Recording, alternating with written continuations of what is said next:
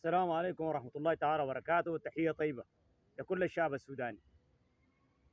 طيب، فيديو قصير عن أحداث اللي حصلت في جوبيت.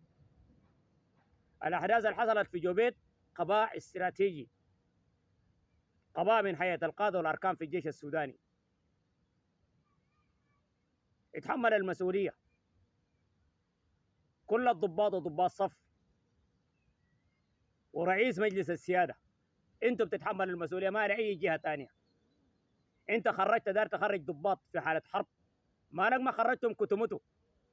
اتعلم لما جاء البشير سنة 89 لحد 90 الجيش كان بخرجون بالليل، ورفوع الجيش لجنوب السودان كان بالليل. اتذكر كويس. شوف انت زمان داك برهان كنت رتبتك شنو، واخونا شمس الدين الكباشي يتذكر كويس انت كان رتبتك شنو. رساله لكم انتم.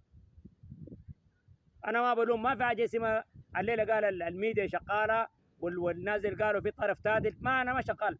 الدعم السريع يشتغل، الدار يشتغلوا. القضاء حقك انت في مجلس السياده وجهاز امن الدوله، انتوا تتحملوا المسؤوليه. امنوا اي تصوير لاي عسكري موجود في الصفوف الاماميه، ما في زول يتصور يطلع قدام. ده الشغل الجديد كده. تحياتي.